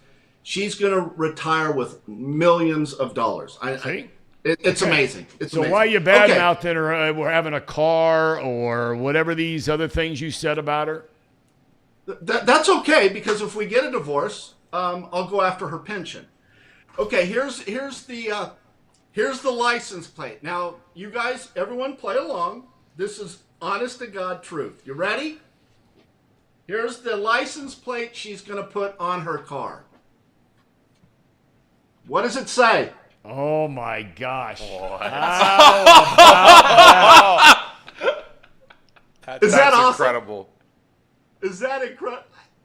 She listens to the show, and I think it's a terrible idea. I'll be honest with you. I don't like it because that's how you get your key, car keyed, right?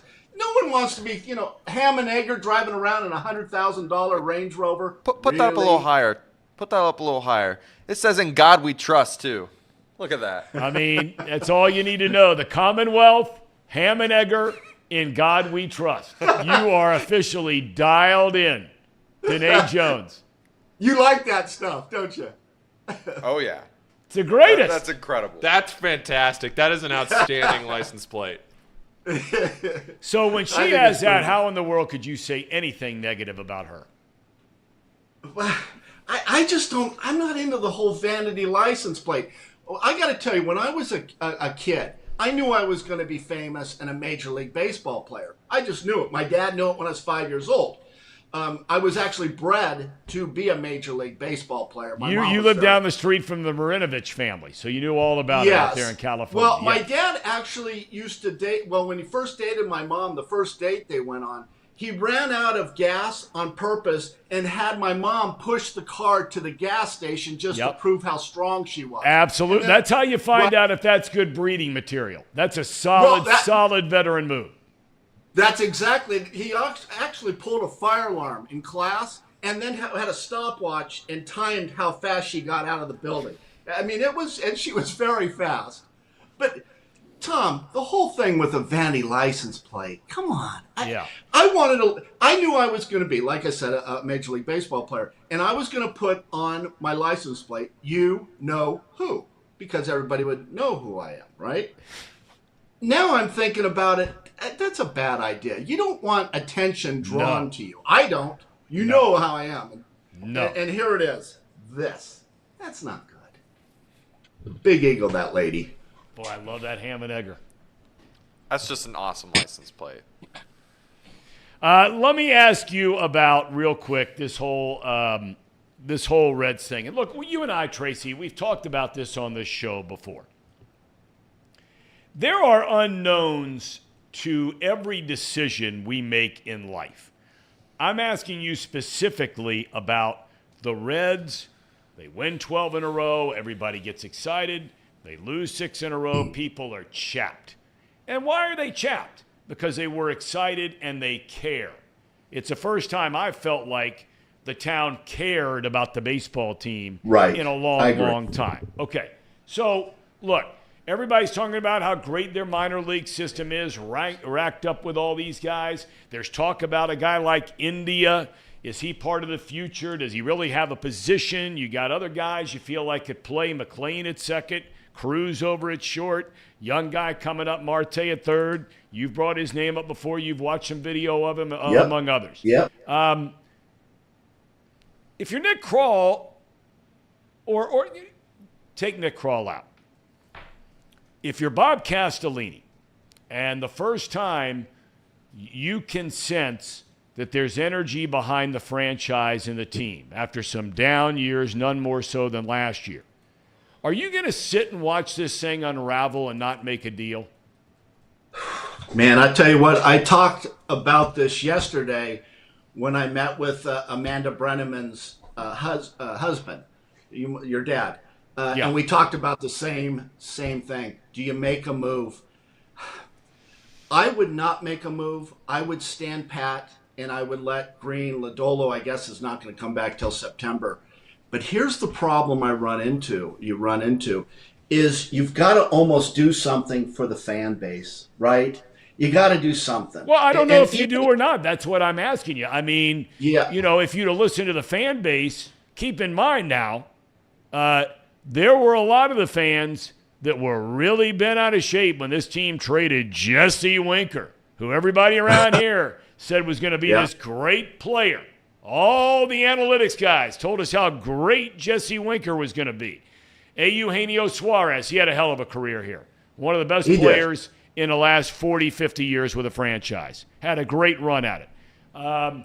Sonny Gray had a nice little run at it. Tyler Malley. Yep. They start trading away all the – Kyle Farmer. I mean, seriously. Yeah. Kyle Farmer, nice guy. But people were melting down in this city when they traded Kyle Farmer. Okay?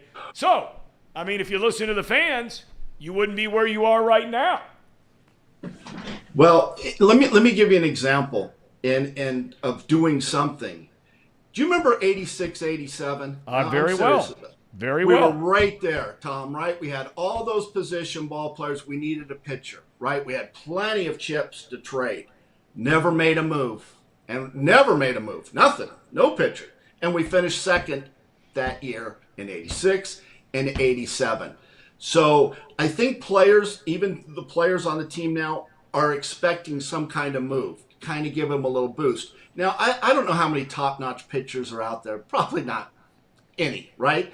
But I think you could improve the bullpen. I think you can go out and get a couple guys to strengthen the bullpen. I think that's the move. But I wouldn't give up any of those stud players. I wouldn't. I don't want to see a Larry Anderson for Jeff Bagwell trade. You know what I'm talking about? Oh, I know what you're talking about. I know what you mean. That's a great example. That's a great example. Yes. Yeah, I would really watch trading those guys, but I would make a move to strengthen the bullpen. That's my move.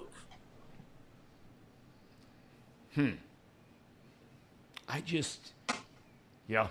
What would you do? Well, I mean, we've been talking about this basically for 2 hours today. And It's really, tough. you can't talk enough about it because people are wondering here,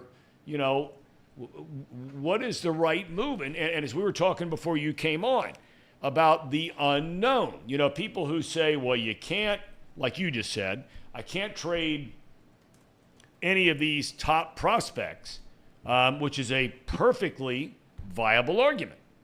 Right. The flip side of that is the unknown is, what if they're not Jeff Bagwell? Right? What if they're Jeff Jones? Okay? Pick something. There's no guarantee that all these young players. I mean, Tracy, we were talking with my dad early in the show today. When this season began, just put it into context in this way, okay, and relate this on a different level to these minor league players. The 4 players we were talking about the most on this Reds team and the future of the Cincinnati Reds before this season began, they were Hunter Green, Nick Lodolo. The only 2 position players that anybody even contemplated thinking about hanging around for the long haul. Nobody was talking about Jake Fraley or TJ Friedel. Yeah, you knew you had some of these guys coming up through the minor leagues, but the only 2 guys anybody talked about were India and Stevenson. Right? I know. India and Stevenson are afterthoughts on this team. And Lodolo and Green have been gone so long, it's almost as though they haven't even pitched for this club this season. And I don't think that's being disrespectful. I think most Reds fans feel like we have not seen either one of those guys in forever. So my question is, how did they do it? How are they winning? They've had a rough spot going, last few games. Yeah. But how have they done? I'll tell you how they've done it, Tom. And this is a blueprint going forward for a lot of general managers. Here's a stat of the day for you guys, for you JOs. Last 40 games. Are you ready for this? The Reds have stolen 70 bases. 70 stolen bases. The next team down, 46, Arizona. They're stealing bases. They're getting to second base. Well, now hold on. In fairness, okay, what you said is statistically right. But during the 6-game losing streak, they're not getting anybody on base. So they're not, I mean, they're getting shut out every night. And when they do get a guy on base, he's standing at second base in the bottom of the 9th inning with nobody out and gets picked off. Well, here's let me just throw this at you, and you guys might want to write this down because I don't think anybody's ever said this. You make a good point. You can't steal first base. That's right. Have you ever heard that before? You are a guy I think I heard it from first back in the mid-'80s. Yes. But they also have the highest average in the major leagues with a runner on second base. So they're getting key hits. Those are just a couple stats that I think are really important. Timely hitting and getting that guy to second base, going from first to third on a base hit. A lot of those guys can run. Not blazing speed. It's not like Dela Cruz, but they all can run. And I think teams, that whole spin to win and launch angle, I think they're going to push that to the side. I know you agree with me, Tom. A little bit more stolen bases. I mean, I like that kind of baseball. Well, they got this center fielder down at, I think they moved him from single A to double A. I'm drawing a blank on the name right now. But this kid's got 38 stolen bases. He's hitting, I mean, it's some guy that's come out of nowhere. And I mean, they got a bunch of these guys in the minor leagues. Even Arroyo stole 2 bases in the game yesterday. And I mean, that is obviously a part of a philosophy for this franchise now, that we are going to be a very aggressive base-running team. And it doesn't mean you have to be – I used to say all the time, you'd have guys, Tracy, and you remember this. Now, you were a really fast guy. But there would be guys that played in the big leagues just because they were smart base runners and good base runners, where it'd be a guy you'd never suspect in a million years. And you look at the end of the season, and they're 12 out of 14 stealing second. Right? Whatever they are. I think they have some of those guys on this team that are like that too. A Steer could be a guy like that. Fraley this year, I don't know if a lot of people saw him getting all these stolen bases, but it's a philosophy of the team. And it brings energy to the team, doesn't it? It really does, but it kind of goes back to what they did back years ago with the scouting with the Reds, right? Everyone could run. We all could bunt. I mean, Sabo could run. Larkin could run. Paul O'Neill could run. Cal Daniels, before he hurt his knee, he could run. I mean, of course, Eric could run, but I mean, we had all these players. You were kind of a complete player, and I think that's what the Reds scouting kind of going to now is as players, because of the rule change, it's speed, and I like it. I like baseball where guys are stealing bases, putting pressure on defense. Zach Freese, thank you very much. The young man's name is Blake Dunn. I drew a blank on his name there for a second. Yeah. He is really having a very, very impressive year. Combination of speed, extra base hit power, all those kinds of things. It's been a really, really good year. Okay. Now moving forward, they end the 6-game losing streak. They're playing here in about, 45 minutes, whatever it is, 12:35 today. Okay. Arizona comes in. They've beaten Atlanta the last 2 nights after really kind of plodding along. They got swept by Toronto to begin the second half of the season, but now they're going for the sweep today in Atlanta. After that, you go to Milwaukee for 3. After that, you play the Dodgers in L.A. for 3. So here we are, not even midway through this huge stretch post-All-Star break. Where do you think we see the Reds sitting in the division standings? They're 2.5 back. I know you don't have a crystal ball, but knowing their youth, knowing these big games, knowing where they are from a pitching standpoint, what's a reasonable expectation for where they're going to be in 10 days, 12 days from now? This is the toughest stretch in that schedule, and I actually looked at it. You got San Francisco, Arizona, Milwaukee. You got one off day, and then you play the Dodgers. So this is really a tough part of the season.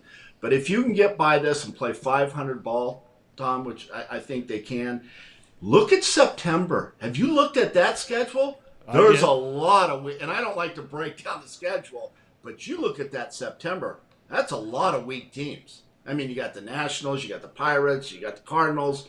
I mean, you've got some really weak teams. But these next couple series, big time. But I think if 500, I think would be a goal. Okay, that's fair. That's fair.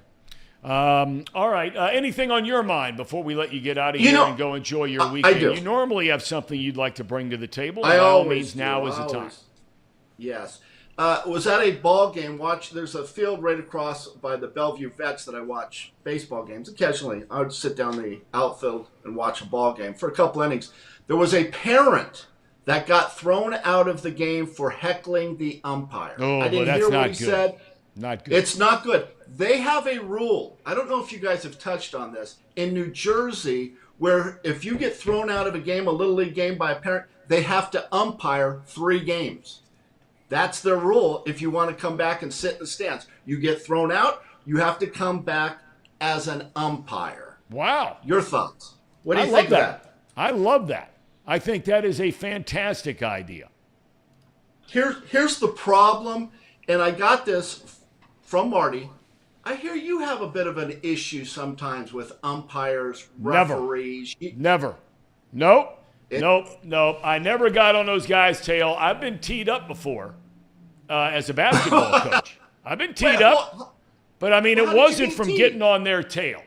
I mean, it was, matter of fact, I still see a lot of those guys. I mean, my son was on the show yesterday, and he tells this story about we're playing in the city championship game, and I get teed up with 3 minutes to go, and we're down a point. And my son, the point guard, walks over to me, says, "Way to go, Dad, you just lost the city championship for it." Now the scribes, all these years later, they realize what a motivating tool that was, and they went on to win the game. But point being is that when I got teed up on that, all I did was there was some foul called, and I turned around and said really loud, "No!" Teed up. I'm not getting on anybody's case. Well, the funniest tee I ever got is when this was an old John Madden line. Other team shooting a free throw. I'm standing next to the official, and I said to him, "Can I ask you one question?" He says, "Yeah." I said, "Are you watching the same game I'm watching?" Oh, shit. Teed up immediately. No cuss words, no nothing. I save those for the kids. Did I just say that? No, but look, I never, especially baseball, when I coach baseball, I never one time got on an umpire's ass about anything. Ever. I'll tell you what, it's easier said than done. You know, you can sit there and preach and say, I don't get into it with an umpire. I'll tell you what, when my kid is called out on a pitch that's a foot outside, that really upsets me. When the ball bounces and they call a strike, or, he gets clipped in the back playing football, hey, it's tough. You can say and do whatever you want to me. I mean, I get abused all the time. But you say something about, or you do something about my kid, Hunter, we got issues. There's no problem, and you know that. Well, and that's why it's funny you bring up that rule in Jersey because, I never got on the baseball umpires when I coached the Little League baseball stuff. But I will say this.